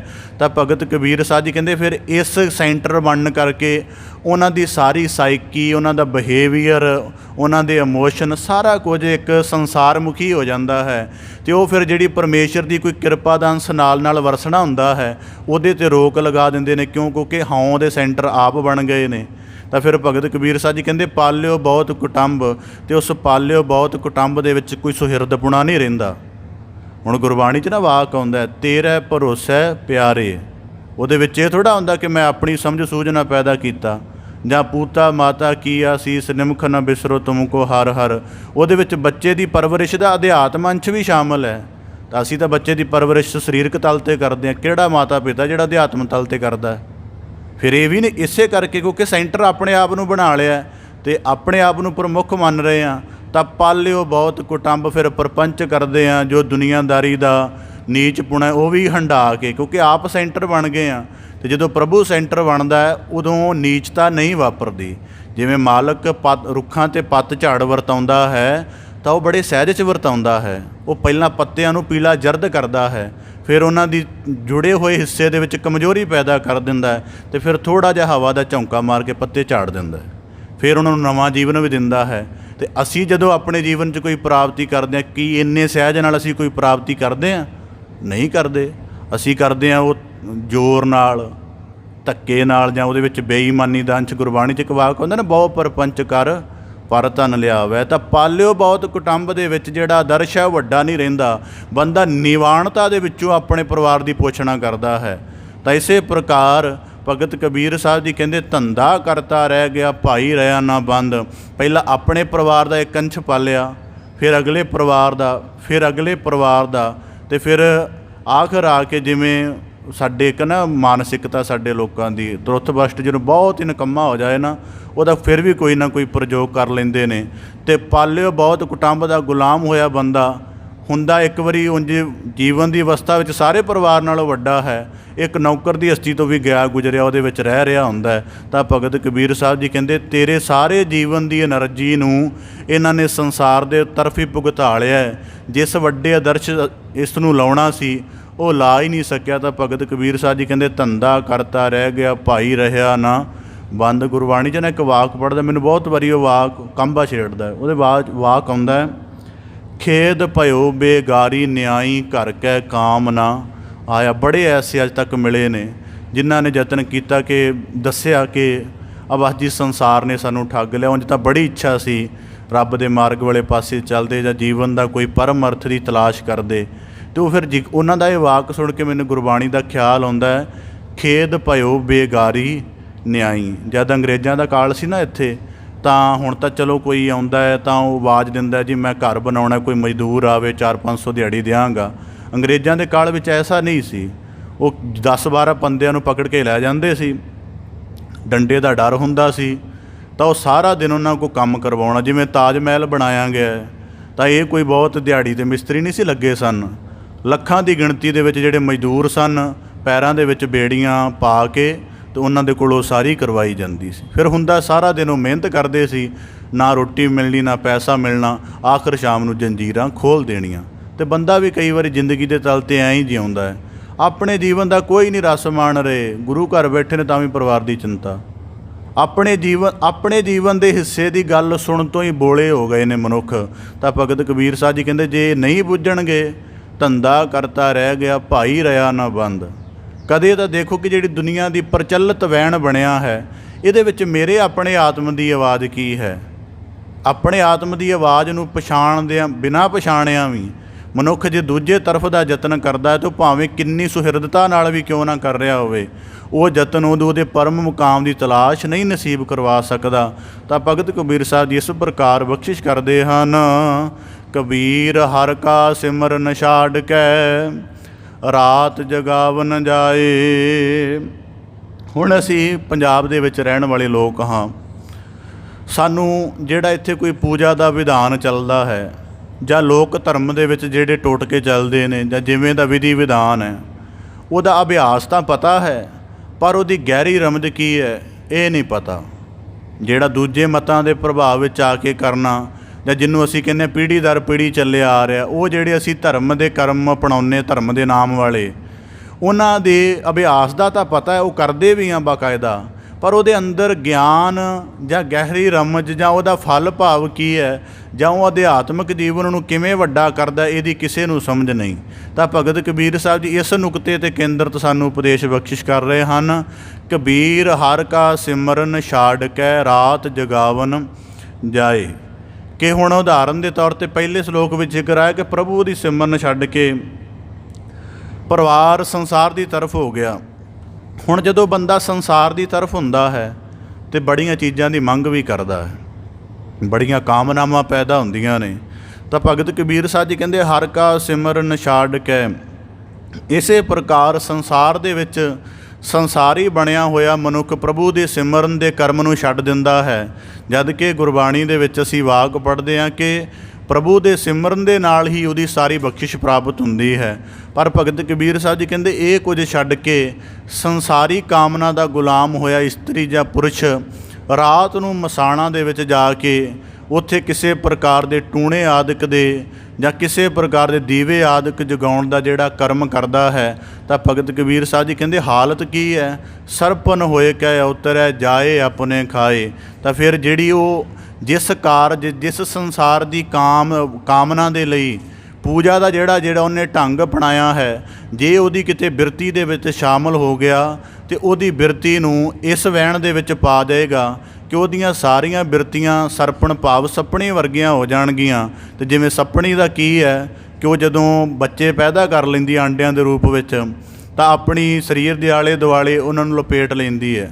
ਫਿਰ ਉਹ ਲਗਾਤਾਰ ਆਂਡੇ ਚੱਟਦੀ ਰਹਿੰਦੀ ਹੈ, ਤਾਂ ਚੜ੍ਹਦੇ ਚੜ੍ਹਦੇ ਪਤਾ ਨਹੀਂ ਕਦੋਂ ਆਪਣੇ ਆਂਡੇ ਖਾ ਜਾਂਦੀ, ਉਹਨੂੰ ਪਤਾ ਨਹੀਂ ਲੱਗਦਾ। ਕੋਈ ਇੱਕ ਅੱਧਾ ਵੱਜ ਜਾਂਦਾ, ਉਹ ਸੱਪ ਬਣ ਜਾਂਦਾ। ਤਾਂ ਭਗਤ ਕਬੀਰ ਸਾਹਿਬ ਜੀ ਕਹਿੰਦੇ ਹਰ ਕਾ ਸਿਮਰਨ ਛਾੜ ਕੇ ਰਾਤ ਜਗਾਵਨ ਜਾਏ। ਹੁਣ ਇਸ ਵਾਕ ਦਾ ਗਹਿਰਾ ਭਾਵ ਆਪਦੇ, ਕਿਉਂਕਿ ਵੈਸੇ ਤਾਂ ਟੀਕੇ ਬਹੁਤੀ ਮਦਦ ਨਹੀਂ ਕਰਦੇ, ਪਰ ਫਿਰ ਵੀ ਜੇ ਅਸੀਂ ਗੁਰੂ ਕਿਰਪਾ ਨਾਲ ਸਮਝਣ ਦਾ ਯਤਨ ਕਰੀਏ। ਹੁਣ ਦੁਨੀਆ ਦੇ ਵਿੱਚ ਜਿੰਨਾ ਕੁਝ ਬਹੁਤ ਕੁਝ ਐਸਾ ਹੋਏਗਾ ਜਿਹਦੀ ਨਾ ਤਾਂ ਅਸੀਂ ਕਾਮਨਾ ਕੀਤੀ ਹੈ, ਨਾ ਕਦੀ ਅਰਦਾਸ ਕੀਤੀ ਹੈ, ਅਤੇ ਨਾ ਕਿਸੇ ਕੋਲੋਂ ਮੰਗਿਆ, ਪਰ ਬੜਾ ਕੁਝ ਪ੍ਰਾਪਤ ਹੋਇਆ।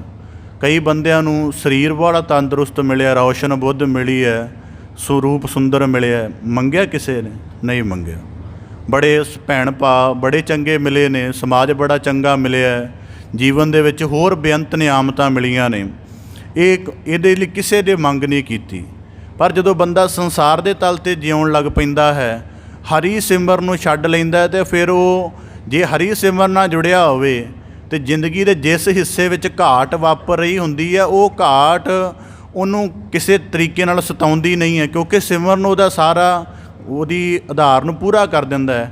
ਪਰ ਜਦੋਂ ਹਰੀ ਸਿਮਰਨ ਛੱਡ ਦਿੱਤਾ ਹੈ ਅਤੇ ਦੁਨਿਆਵੀ ਪੱਧਰ ਦੀ ਕੋਈ ਕਾਮਨਾ ਜਦੋਂ ਮਨੁੱਖ ਦੀ ਬਿਰਤੀ ਵਿੱਚ ਸ਼ਾਮਲ ਹੋ ਜਾਂਦੀ ਹੈ, ਅਤੇ ਬੰਦਾ ਉਸ ਬਿਰਤੀ ਲਈ ਯਤਨ ਸ਼ੁਰੂ ਕਰ ਦਿੰਦਾ, ਅਤੇ ਨੁਕਸਾਨ ਉਦੋਂ ਹੁੰਦਾ ਹੈ ਜਦੋਂ ਉਸ ਕਾਮਨਾ ਨੂੰ ਪੂਰੀਆਂ ਕਰਨ ਦੇ ਲਈ ਪ੍ਰਭੂ ਦੀ ਯਾਦ ਜਾਂ ਉਹਦੀ ਭਗਤੀ ਦਾ ਢੰਗ ਵਰਤਣ ਦੀ ਬਜਾਏ ਸ਼ੈਤਾਨੀ ਕਰਮ ਨੂੰ ਸ਼ਾਮਲ ਕਰ ਲੈਂਦਾ ਹੈ। ਸ਼ੈਤਾਨੀ ਕਰਮ ਨੂੰ ਸ਼ਾਮਲ ਕਰਨ ਦਾ ਮਤਲਬ ਕਿ ਮਨ ਦੇ ਵਿੱਚ ਪੁੱਤਰ ਪ੍ਰਾਪਤੀ ਦੀ ਲਾਲਸਾ ਜਾਗੀ। ਇਹ ਸੰਸਾਰ ਪੱਧਰ ਦੀ ਕਾਮਨਾ ਹੈ, ਪ੍ਰਭੂ ਦੇ ਮਾਰਗ ਦੀ ਕਾਮਨਾ ਥੋੜ੍ਹੀ ਹੈ। ਤਾਂ ਅਸੀਂ ਆਪਣੇ ਸੰਸਾਰ ਨੂੰ ਸੁਹਾਵਣਾ ਬਣਾਉਣ ਦੇ ਲਈ ਪੁੱਤਰ ਪ੍ਰਾਪਤੀ ਦੀ ਕਾਮਨਾ ਕਰਦੇ ਹਾਂ।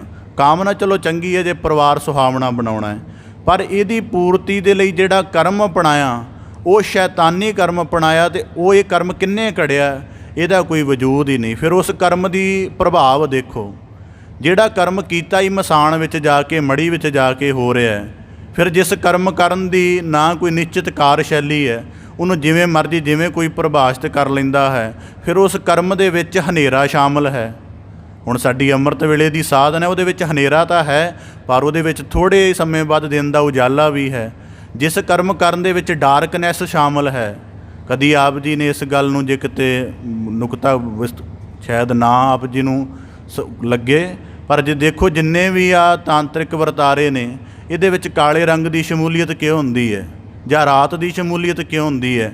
ਇਹ ਡਾਰਕਨੈਸ ਦਾ ਪਸਾਰ ਹੈ ਕਿ ਮਨੁੱਖ ਦੀ ਸੁਰਤ ਦੇ ਵਿੱਚ ਪ੍ਰਭੂ ਦੇ ਸਿਮਰਨ ਨਾਲ ਜੁੜ ਕੇ ਜਿਹੜੀ ਉਹਦੀ ਮੱਤ ਬੁੱਧ ਰੌਸ਼ਨ ਰਹਿਣੀ ਹੈ, ਉਹਦੇ ਉੱਪਰ ਅੰਧਕਾਰ ਦਾ ਪਰਦਾ ਪਾਇਆ ਜਾਵੇ। ਅਤੇ ਜਦੋਂ ਅੰਧਕਾਰ ਦਾ ਪਰਦਾ ਪੈ ਜਾਏ ਅਤੇ ਫਿਰ ਉਹਦੇ ਕੋਲੋਂ ਆਪਣੇ ਸ਼ੈਤਾਨੀ ਕਰਮ ਦੇ ਕਾਰੇ ਨੂੰ ਅੰਜਾਮ ਦਿਵਾਇਆ ਜਾਵੇ। ਤਾਂ ਭਗਤ ਕਬੀਰ ਸਾਹਿਬ ਜੀ ਕਹਿੰਦੇ ਹਰ ਕਾ ਸਿਮਰਨ ਛਾੜ ਕੇ, ਪਹਿਲਾਂ ਤਾਂ ਪ੍ਰਭੂ ਦਾ ਸਿਮਰਨ ਛੱਡ ਦਿੱਤਾ, ਫਿਰ ਇੱਕ ਦੁਨਿਆਵੀ ਪ੍ਰਾਪਤੀ ਦੀ ਕਾਮਨਾ ਜਾਗੀ, ਅਤੇ ਉਦੋਂ ਇਹ ਪੂਰਿਆਂ ਕਰਨ ਦੇ ਲਈ ਸ਼ੈਤਾਨੀ ਕਰਮ ਦਾ ਇੱਕ ਹਿੱਸਾ ਲੈ ਲਿਆ। ਭਗਤ ਕਬੀਰ ਸਾਹਿਬ ਜੀ ਕਹਿੰਦੇ ਉਹਦਾ ਸਹਾਰਾ ਲੈ ਲਿਆ, ਤਾਂ ਹੋਏਗਾ ਕੀ? ਹੋ ਸਕਦਾ ਹੈ ਇਸ ਜਨਮ ਦੇ ਵਿੱਚ ਉਹਦੀ ਪੁੱਤਰ ਪ੍ਰਾਪਤੀ ਦੀ ਕਾਮਨਾ ਜਿਹੜੀ ਹੈ, ਜਿਹੜਾ ਉਹਨੇ ਸ਼ੈਤਾਨੀ ਕਰਮ ਅਪਣਾਇਆ ਹੈ ਮਸਾਣ ਆਦਿਕ ਦੇ ਵਿੱਚ ਜਾ ਕੇ ਜੋ ਵੀ ਬਿਰਤੀ ਕਰਨ ਦਾ, ਕਹਿੰਦੇ ਪਰ ਜੇ ਕਿਉਂਕਿ ਬਿਰਤੀ ਇਹ ਬਣੀ ਰਹੇਗੀ, ਕਿਉਂਕਿ ਪੂਰੀ ਸ਼ਿੱਦਤ ਨਾਲ ਕਰ ਰਹੀ ਹੈ, ਤਾਂ ਭਗਤ ਕਬੀਰ ਸਾਹਿਬ ਜੀ ਕਹਿੰਦੇ ਕਿ ਜਿਹੜੀ ਪ੍ਰਾਪਤੀ ਦੇ ਲਈ ਯਤਨ ਕੀਤਾ ਹੈ, ਇਹੀ ਬਿਰਤੀ ਇਹਦੀ ਵਾਸਨਾ ਬਣੇਗੀ, ਅਤੇ ਫਿਰ ਇਹਦੀਆਂ ਜਿਹੜੀਆਂ ਅਗਲੀਆਂ ਬਿਰਤੀਆਂ ਹੋਣਗੀਆਂ ਉਹ ਸਰਪਣੀ ਦੀ ਨਿਆਈ ਹੋਣਗੀਆਂ, ਅਤੇ ਇਹ ਪਰ ਅਤੇ ਆਪਣੇ ਹਿੱਤ ਨੂੰ ਵਿਚਾਰਨਾ ਨਹੀਂ ਛੱਡ ਦੇਣਗੇ। ਜਿਵੇਂ ਆਪ ਜੀ ਨੇ ਸ਼ਾਇਦ ਕਦੀ ਨਾ ਅਖਬਾਰਾਂ ਵਿੱਚ ਸੁਣਿਆ ਹੋਵੇ, ਪੜ੍ਹਿਆ ਹੋਵੇ ਕਿ ਕਿਸੇ ਨੇ ਕਿਸੇ ਤਾਂਤਰਿਕ ਦੇ ਕਹੇ ਤੇ ਦੂਜੇ ਦੇ ਬੱਚੇ ਦਾ ਮਤਲਬ ਅਪਹਰਣ ਕਰ ਦਿੱਤਾ, ਕਤਲ ਕਰ ਦਿੱਤਾ। ਹੁਣ ਉੱਥੇ ਇਹਦਾ ਪਹਿਲਾ ਭਾਗ ਖੁੱਲ੍ਹਦਾ ਉਸ ਗੱਲ ਦੇ ਵਿੱਚ। ਪਹਿਲਾ ਭਾਗ ਕੀ ਕਿ ਜੇ ਹਰੀ ਸਿਮਰਨ ਛਾੜਦਾ ਬੰਦਾ ਅਤੇ ਫਿਰ ਸਾਰੀ ਸ੍ਰਿਸ਼ਟ ਨੂੰ ਆਪਣਾ ਮੰਨਦਾ ਹੈ। ਉਹ ਮਾਲਕ ਦੀ ਹਰ ਇੱਕ ਰਚਨਾ ਦੀ ਕਦਰ ਕਰਦਾ ਹੈ, ਅਤੇ ਉਹਦੇ ਕੋਲ ਨਾ ਹੋਣ ਦੇ ਬਾਵਜੂਦ ਵੀ ਉਹਦੇ ਭਾਵ ਨੂੰ ਮਾਣ ਲੈਂਦਾ ਹੈ ਜੇ ਹਰੀ ਸਿਮਰਨ ਦੇ ਵਿੱਚ ਹੋਵੇ। ਪਰ ਹੁਣ ਸ਼ੈਤਾਨੀ ਕਰਮ ਦੇ ਵਿੱਚ ਬਹਿ ਗਿਆ, ਅਤੇ ਗੁਰਬਾਣੀ 'ਚ ਇੱਕ ਵਾਕ ਆਉਂਦਾ, ਜੈਸਾ ਸੇਵੈ ਤੈਸੋ ਹੋਏ। ਮੈਂ ਹੁਣ ਉਸ ਤੋਂ ਪਹਿਲਾਂ ਹੀ ਵਿਚਾਰ ਸਾਂਝੀ ਕਰ ਰਿਹਾ ਸਾਂ ਕਿ ਸਾਨੂੰ ਜਿਹੜੀ ਪੂਜਾ ਦਾ ਵਿਧਾਨ ਗੁਰੂ ਸਾਹਿਬ ਜੀ ਨੇ ਉੱਚਾ ਦਿੱਤਾ, ਇਹਦੇ ਕਾਰਨ ਕੀ ਹਨ? ਇਹਦੇ ਬੜੇ ਵੱਡੇ ਕਾਰਨ ਹਨ। ਜਿਵੇਂ ਹੁਣ ਅਸੀਂ ਮੂਰਤੀ ਪੂਜਾ ਦੇ ਤਲ 'ਤੇ ਗੱਲ ਕਰਦੇ, ਸਾਡੇ ਵਿੱਚ ਉਹਦਾ ਨਿਸ਼ੇਧ ਕਿਉਂ ਹੈ? ਅਸੀਂ ਕੋਈ ਸਰਲ ਢੰਗ ਦੇ ਨਾਲ ਉੱਤੋਂ ਨਕਾਰੀ ਨਹੀਂ ਹਾਂ। ਸਾਡਾ ਇਹ ਹੈ ਕਿ ਜਿਵੇਂ ਮਨੁੱਖ ਕੀ ਹੈ ਕਿ ਆਪਣੀ ਮਾਤਾ ਦੇ ਸੰਬੰਧ ਨੂੰ ਸਾਰੀ ਜ਼ਿੰਦਗੀ ਮਾਣਦਾ ਹੈ। ਜਿਹੜਾ ਮਨੁੱਖ ਆਪਣੀ ਮਾਤਾ ਦੇ ਪਿਆਰ ਮੁਹੱਬਤ ਸਨੇਹ ਨੂੰ ਜਿੰਨੇ ਸਾਰੀ ਜ਼ਿੰਦਗੀ ਮਾਣਿਆ ਹੈ, ਜੇ ਉਹ ਚਿੱਤਰਕਾਰ ਵੀ ਹੋਵੇ, ਉਹ ਬਹੁਤ ਵੱਡਾ ਬੁੱਤ ਬਣਾਉਣ ਵਾਲਾ ਵੀ ਹੋਵੇ, ਬਹੁਤ ਵੱਡਾ ਕਵੀ ਵੀ ਹੋਵੇ, ਮਤਲਬ ਇਹਨਾਂ 3 ਤਰੀਕਿਆਂ ਦੇ ਨਾਲ ਜੇ ਉਹ ਆਪਣੀ ਮਾਂ ਦਾ ਬਿਆਨ ਕਰਨਾ ਵੀ ਚਾਹਵੇ ਤਾਂ ਕੀ ਕਰ ਸਕੇਗਾ ਕਿ ਮਾਂ ਦਾ ਬਹੁਤ ਸੁੰਦਰ ਚਿੱਤਰ ਬਣਾ ਦੇ। ਕੀ ਇਹਨਾਂ ਚਿੱਤਰ ਬਣਾਉਣ ਦੇ ਨਾਲ ਮਾਂ ਦਾ ਬਿਆਨ ਪੂਰਾ ਹੋ ਜਾਏਗਾ? ਨਹੀਂ ਹੋਏਗਾ। ਮਾਂ ਦੇ ਬਾਰੇ ਹਜ਼ਾਰਾਂ ਵੱਡੇ ਗ੍ਰੰਥ ਕਵਿਤਾ ਦੇ ਵਿੱਚ ਲਿਖ ਦੇ, ਕੀ ਇਹ ਪੂਰਾ ਬਿਆਨ ਹੋ ਜਾਏਗਾ? ਜਿਹੜਾ ਸਾਡੇ ਵਿੱਚ ਮੂਰਤੀ ਦਾ ਨਿਸ਼ੇਧ ਹੈ, ਉਹਦਾ ਮਤਲਬ ਇਹੀ ਹੈ ਕਿ ਪਰਮੇਸ਼ਰ ਅਸੀਮ ਹੈ, ਅਤੇ ਉਹਦੇ ਅਸੀਮ ਨੂੰ ਜੇ ਤੁਸੀਂ ਇੱਕ ਬੁੱਤ ਦੇ ਵਿੱਚ ਘੜਨਾ ਵੀ ਚਾਹੋਗੇ ਤਾਂ ਕਿੰਨਾ ਕੁ ਲੈ ਆਓਗੇ। ਫਿਰ ਦੂਜੀ ਗੱਲ ਹੈ, ਉਸ ਨਿਰਾਕਾਰ ਨੂੰ ਤੁਸੀਂ ਆਕਾਰ ਦੇ ਵਿੱਚ ਮੰਨ ਲਓ, ਉਹਦਾ ਇੱਕ ਹਿੱਸਾ ਮੰਨਦੇ ਹੋ, ਪਰ ਉਹਦੇ ਇੱਕ ਹਿੱਸਾ ਬਾਅਦ 'ਚ ਤੁਹਾਡੀ ਸੁਰਤ ਦੇ ਵਿੱਚ ਵੀ ਆਕਾਰ ਲੈ ਲੈਂਦਾ ਹੈ, ਤਾਂ ਤੁਸੀਂ ਤਾਂ ਦੇਹ ਦੇ ਆਕਾਰ ਤੋਂ ਵੀ ਛੁੱਟਣਾ ਹੈ। ਅਤੇ ਜੇ ਪੂਜਾ ਵੀ ਤੁਹਾਡੀ ਆਕਾਰ ਦੇ ਵਿੱਚ ਹੋ ਗਈ ਤਾਂ ਫਿਰ ਤੁਹਾਡੇ ਅਧਿਆਤਮ ਦੀ ਸਟੈਗਨੇਸ਼ਨ ਤਾਂ ਵਾਪਰ ਹੀ ਲਓ, ਖੜੋਤ ਤਾਂ ਫਿਰ ਵਾਪਰ ਹੀ ਲਓ। ਤਾਂ ਇਸ ਕਰਕੇ ਭਗਤ ਕਬੀਰ ਸਾਹਿਬ ਜੀ ਕਹਿੰਦੇ ਰਾਤ ਜਗਾਵਨ ਜਾਏ। ਹੁਣ ਜਿਹਨੇ ਸ਼ੈਤਾਨੀ ਕਰਮ ਦਾ ਕਿ ਉਜਲਾ ਰੂਪ ਦੇ ਵਿੱਚ ਨਹੀਂ ਸਹਾਰਾ ਲਿਆ, ਤਾਂ ਭਗਤ ਕਬੀਰ ਸਾਹਿਬ ਜੀ ਕਹਿੰਦੇ ਸਰਪਨ ਫਿਰ ਉਹਦੇ ਜਿਹੜੇ ਜੀਵਨ ਦੇ ਹਿੱਸੇ ਜਿਹੜੇ ਪ੍ਰਭੂ ਦੇ ਨਾਲ ਜੁੜ ਕੇ ਰੌਸ਼ਨ ਰਹਿਣੇ ਸੀ, ਅਤੇ ਮੰਦ ਕਰਮ ਦੀ ਜਿਹੜੀ ਮਲੀਨਤਾ ਜਾਂ ਭਿਆਨਕਤਾ ਪੈਦਾ ਹੋਣੀ ਸੀ, ਉਹਦੇ ਤੋਂ ਉਹਨੇ ਬਚੀ ਰਹਿਣਾ ਸੀ। ਭਗਤ ਕਬੀਰ ਸਾਹਿਬ ਜੀ ਕਹਿੰਦੇ ਉਹ ਸਾਰੀ ਸ਼ਾਂਤ ਹੋ ਜਾਂਦੀ ਹੈ, ਕਿਉਂਕਿ ਜਦੋਂ ਪ੍ਰਭੂ ਦੇ ਨਾਲ ਉਹ ਨਾਤਾ ਹੀ ਤੋੜ ਲਿਆ ਤਾਂ ਭਗਤ ਕਬੀਰ ਸਾਹਿਬ ਜੀ ਕਹਿੰਦੇ ਫਿਰ ਉਹਦੇ ਜਨਮ ਦੀ ਬਿਰਤੀ ਜੇ ਜੀਵਨ ਦੇ ਜਿਸ ਹਿੱਸੇ ਵਿੱਚ ਵੀ ਕਰੇ, ਉਹ ਸਰਪਣ ਨਿਆਈ ਹੋ ਜਾਂਦੀ ਹੈ, ਅਤੇ ਉਹਦੀ ਉਸੇ ਬਿਰਤੀ ਦੇ ਵਿੱਚ ਸ਼ੈਤਾਨ ਦਾਖਲ ਹੋ ਜਾਂਦਾ ਹੈ। ਉਂਝ ਇਸਤਰੀ ਕਰੁਣਾ ਦੀ ਮੂਰਤ ਹੁੰਦੀ ਹੈ, ਉਹਦੇ ਵਿੱਚ ਤਿਆਗ ਮੁਹੱਬਤ ਸਨੇਹ ਸਮਰਪਣ ਕੁਰਬਾਨੀ ਬੜਾ ਕੁਝ ਹੁੰਦਾ ਹੈ। ਪਰ ਜਦੋਂ ਇਸ ਤਰ੍ਹਾਂ ਦੀ ਬਿਰਤੀ, ਕਿਉਂਕਿ ਪਹਿਲਾਂ ਸੰਸਾਰ ਦੀ ਕਾਮਨਾ ਪੈਦਾ ਹੋਈ, ਕਾਮਨਾ ਦੀ ਪੂਰਤਾ ਦੇ ਲਈ ਸ਼ੈਤਾਨੀ ਦਾ ਢੰਗ ਲੈ ਲਿਆ, ਅਤੇ ਸ਼ੈਤਾਨੀ ਦੇ ਢੰਗ ਨੇ ਉਹਨੂੰ ਸਰਪਣ ਦੀ ਨਿਆਈ ਬਣਾ ਦਿੱਤਾ ਕਿ ਆਪਣੀ ਪ੍ਰਾਪਤੀ ਤਾਂ ਹੋਈ ਨਹੀਂ, ਪਰ ਦੂਜੇ ਦਾ ਅਪਹਰਣ ਕਰ ਲਿਆ ਹੈ। ਆਪ ਜੀ ਇਹ ਪੇਂਡੂ ਤਲ 'ਤੇ ਬੜਾ ਵਰਤਾਰਾ ਚੱਲਦਾ, ਕਿਉਂਕਿ ਲੋਕ ਘੱਟ ਐਜੂਕੇਟ ਨੇ। ਅੱਜ ਸ਼ਹਿਰੀ ਤਲ 'ਤੇ ਵੀ ਚੱਲਦਾ, ਕੋਈ ਏਡੀ ਗੱਲ ਨਹੀਂ ਹੈ। ਮੈਂ ਅੰਮ੍ਰਿਤਸਰ ਦੇ ਵਿੱਚ ਦੇਖਿਆ, ਨਿਊ ਅੰਮ੍ਰਿਤਸਰ ਇੱਕ ਏਰੀਆ ਹੈ, ਉੱਥੇ ਬਹੁਤ ਚੁਰਾਹੇ ਪੈਂਦੇ ਨੇ ਉਹ ਸਾਰੀ ਕਲੋਨੀ ਦੇ ਵਿੱਚ। ਤਾਂ ਉੱਥੇ ਮੈਂ ਕੁਝ ਸਮਾਂ ਰਿਹਾ, ਸਵੇਰੇ ਹਰੇਕ ਚੁਰਾਹੇ ਦੇ ਵਿੱਚ ਕੁਝ ਨਾ ਕੁਝ ਕੀਤਾ ਹੁੰਦਾ ਸੀ। ਉਹਦਾ ਮਤਲਬ ਕੌਣ ਕਰਕੇ ਗਿਆ? ਹੁਣ ਪੜ੍ਹੇ ਲਿਖੇ ਲੋਕਾਂ ਦੀ ਤਾਂ ਕਲੋਨੀ ਹੈ, ਉੱਥੇ ਅਨਪੜ੍ਹ ਤਾਂ ਕੋਈ ਹੈ ਨਹੀਂ, ਜਾਂ ਅੰਧ ਵਿਸ਼ਵਾਸ ਤਾਂ ਲੋਕ ਹੈ ਨਹੀਂ।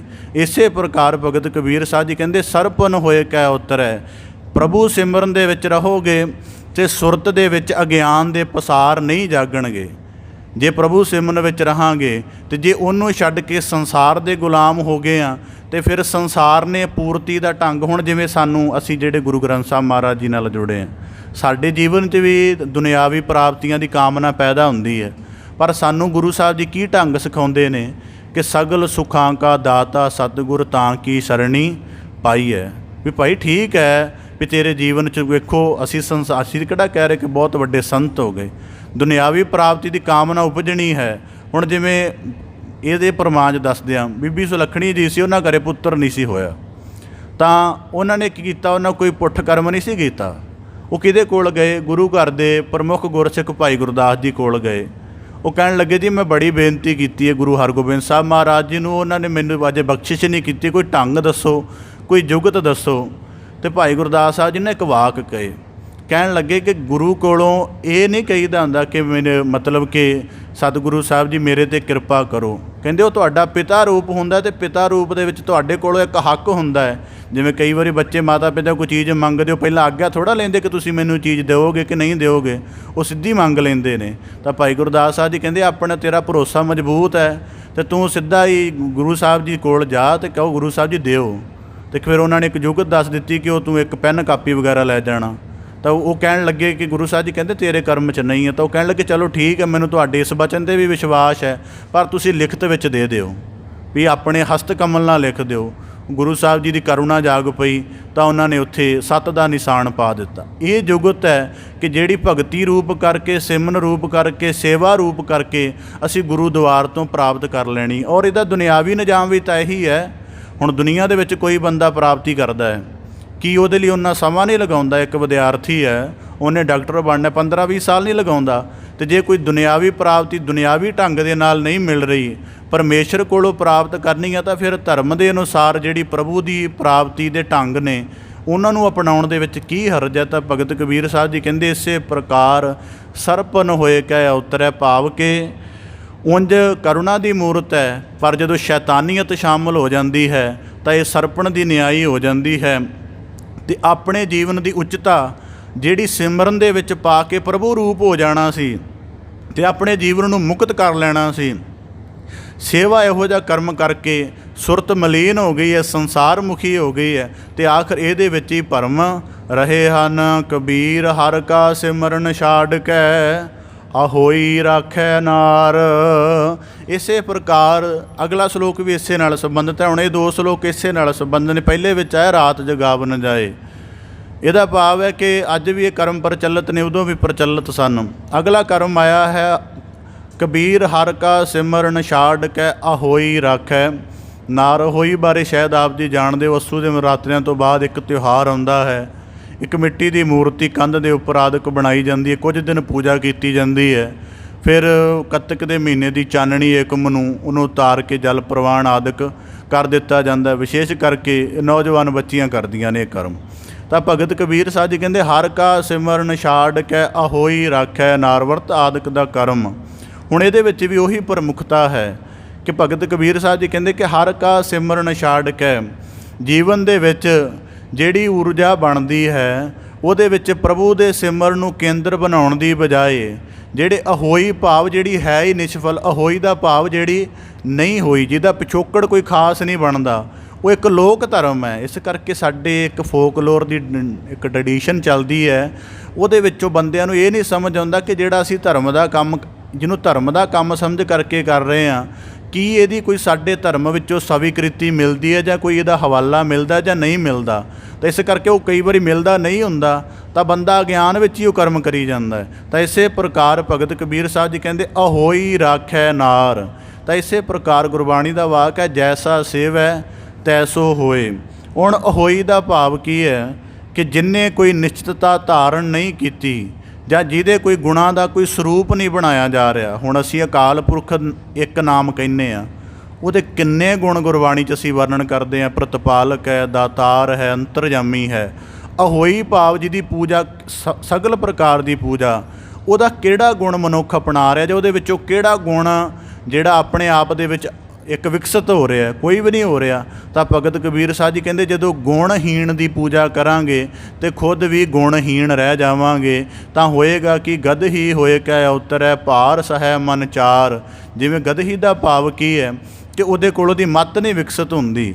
ਤਾਂ ਇਸੇ ਪ੍ਰਕਾਰ ਭਗਤ ਕਬੀਰ ਸਾਹਿਬ ਜੀ ਕਹਿੰਦੇ ਇਸ ਤਰ੍ਹਾਂ ਦੀ ਪੂਜਾ ਦਾ ਕਰਮ ਕਰਨ ਵਾਲੇ ਪ੍ਰਭੂ ਦੀ ਅਸੀਮ ਕਿਰਪਾ ਨੂੰ ਨਹੀਂ ਸਮਝ ਸਕਦੇ ਅਤੇ ਭਾਰ ਸਹੈ ਮਨ ਚਾਰ। ਅਤੇ ਦੁਨਿਆਵੀ ਤਲ 'ਤੇ ਫਿਰ ਜਿਹੜੀ ਪੂਜਾ ਹੈ ਉਹ ਵੀ ਉਹਨਾਂ ਦੇ ਜੀਵਨ 'ਚ ਕੋਈ ਬੜਾ ਵਿਸਮਾਦ ਨਹੀਂ ਪੈਦਾ ਕਰਦੀ, ਉਹਨਾਂ ਨੂੰ ਉਹ ਲੇਜੀ ਜਿਹਾ ਹੀ ਰੱਖਦੀ ਹੈ।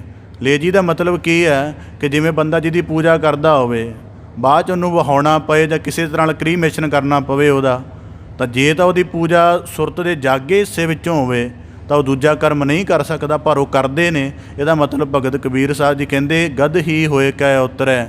ਉਹਦੀ ਸੁਰਤ ਦੇ ਸਾਰੇ ਹਿੱਸੇ, ਉਹਦੀ ਬੁੱਧੀ ਦੇ ਸਾਰੇ ਹਿੱਸੇ ਜਿਨ੍ਹਾਂ ਦੇ ਵਿੱਚੋਂ ਵਿਸਮਾਦ ਜਾਂ ਪਰਮੇਸ਼ਰ ਦੇ ਵੱਡੇ ਸਰੂਪ ਦੀ ਕਲਪਨਾ ਪੈਦਾ ਹੋਣੀ ਹੈ, ਕਹਿੰਦੇ ਉਹ ਵਿਸਰ ਜਾਂਦੇ ਨੇ।